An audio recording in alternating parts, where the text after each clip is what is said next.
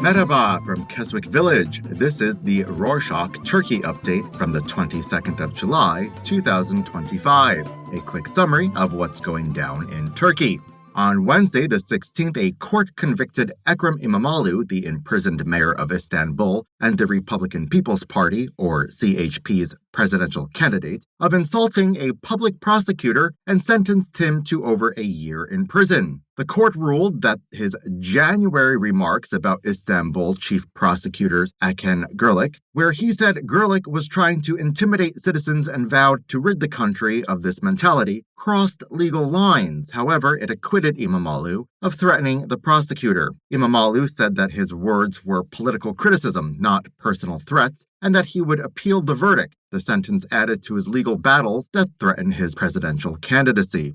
On a separate note, on Monday the 21st, the CHP reported that it filed a complaint with the Judges and Prosecutors Council against Hakan Gürlük and two other prosecutors involved in the corruption investigation into the Istanbul's municipality. The CHP says the investigation, ongoing since October 2024, violates basic rights and the country's democratic rules. The complaint also criticized a photo of a prosecutor posing with a Renault white Taurus, which is seen as a symbol linked to a past torture cases in the country. The CHP called this disrespectful and unfair to the justice system. The party said prosecutors ignored the rule of law, like the presumption of innocence, and made it harder for defense lawyers to do their job. The CHP asked the Judges and Prosecutors Council to act quickly to protect the justice system and the public trust.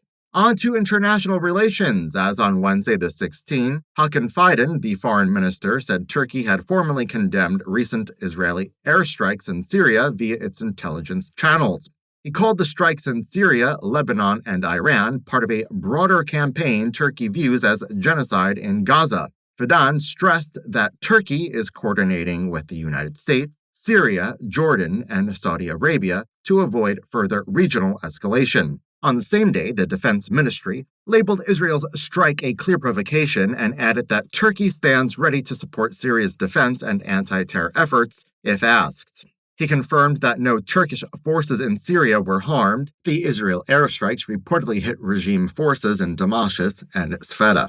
In some economic news, according to a Reuters survey, economists expect Turkey's central bank to begin lowering interest rates again, possibly cutting them from 46% to 43.5%. Annual inflation fell to 35% in June, and remarks have calmed, but experts warn the bank must tread carefully. Lowering interest rates can help boost the economy by making borrowing cheaper, but it can also push inflation back up. In 2021, similar cuts triggered a collapse in the lira and a surge in the cost of living. Now, with investor nerves already tested by political pressure and opposition arrests, another misstep could have serious consequences. Economists predict rates could fall 36% by late 2025, but only if inflation continues to ease and the government avoids rattling markets further. Still on the economy, on Saturday the 19th, Turkey announced a budget deficit of about 980 billion liras, which is around 24 billion US dollars. For the first half of 2025, a jump of 31% compared to last year. While the government earned more money through taxes and other income, it also spent much more. One big reason? Interest payments on debt almost doubled, reaching over 1 trillion liras, around 27 billion US dollars. If you leave out those interest payments, the government actually had a small surplus of 131 billion liras, a little over $13 billion. However, in June alone, the monthly deficit was over 330 billion liras, about $8 billion. Experts say this shows Turkey's public finances are under pressure. Even if inflation is cooling, keeping the budget in check will be a big challenge in the months ahead. Switching gears to a hot topic, this year's high school entrance exam sparked controversy after 719 students received full marks, twice as many as last year. Many top scorers come from religious schools, raising questions about fairness. On Tuesday, the 15th, Yusuf Tekin, the education minister, dismissed the criticism. He said inspectors found no problems and blamed the opposition for continuing to bring up the issue. However, his remarks caused a stir when he said officials were, quote, explaining it step by step like someone mentally impaired, end quote, referring to opposition figures. The comment drew widespread backlash online for being offensive and dismissive. Reports say some exam booklets were shared on WhatsApp before tests ended, prompting investigations into 29 staff members and the removal of the education minister's IT head. This led to concerns that some schools close to the government may have received favorable treatment in the exam process. On Friday the 18th, Pavan Buldan and Mithat Sanjur, lawmakers for the Pro-Kurdish Democracy and People's Equality, or DEM Party, met with Devlet Bahçeli, the leader of the ultra-nationalist Nationalist Movement Party, or MHP. The talks were hosted at the MHP headquarters and marked a cautious political opening across ideological divides amid the Kurdistan Workers' Party, or PKK's symbolic disarmament and peace momentum. Buldan described the meeting as very positive and constructive, saying Bahçeli expressed support for further dialogue. The session focused on expanding trust and exploring national reconciliation frameworks. Experts highlighted the timing of the talks, saying they coincide with ongoing efforts to transition the PKK's struggle into legal politics. In similar news, on Friday the 18th, Devlet Bahçeli proposed having two vice presidents, one Alevi and one Kurdish, two religious and ethnic minorities in the country to strengthen national unity and fight ethnic and sectarian divisions.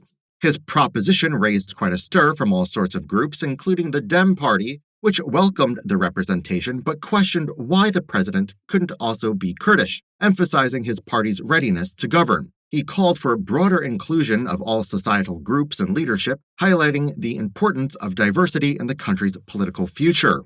On Sunday, the 20th, President Erdogan visited northern Cyprus for the 51st anniversary of Turkey's 1974 military intervention, which followed a Greek-backed coup on the island. Since then, Cyprus has remained divided. The Greek Cypriots govern the south, while the Turkish Cypriots run the north, which only Turkey officially recognizes. Greek Cypriots want to unify the island under one government, a plan supported by the United Nations.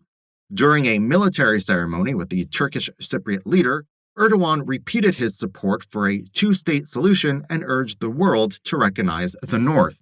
On Sunday, the 20th, Parliament passed a law permitting the sale of medical cannabis products in pharmacies. The legislation allows pharmacies to sell cannabis-derived medical products with a prescription. These products must contain less than 0.3% THC, the chemical responsible for cannabis psychoactive effects, ensuring they are non-psychoactive. The Ministry of Health will oversee the licensing, tracking, and regulation of these products, and the Ministry of Agriculture and Forestry will regulate cultivation and harvesting. The law aims to provide new treatment options for patients with chronic conditions such as cancer and multiple sclerosis. Closing this episode with more news from Parliament as it passed a new law on special consumption taxes for cars. And this time, it's not a price hike, at least not yet, except for 4x4 pickup trucks. Car taxes in Turkey are based on engine size and price brackets. However, the government hasn't updated those brackets since 2022. As inflation pushed prices up,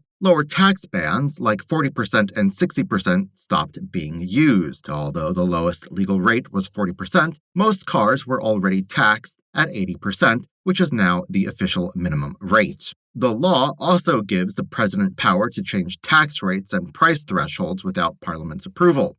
But the Constitution requires decisions to pass through Parliament, so the Constitutional Court will almost certainly cancel the law. And that's it for this week. Thank you for joining us. Remember, you can send us feedback at info@rorschach.com. Help us make our updates better. Hoşça kalın.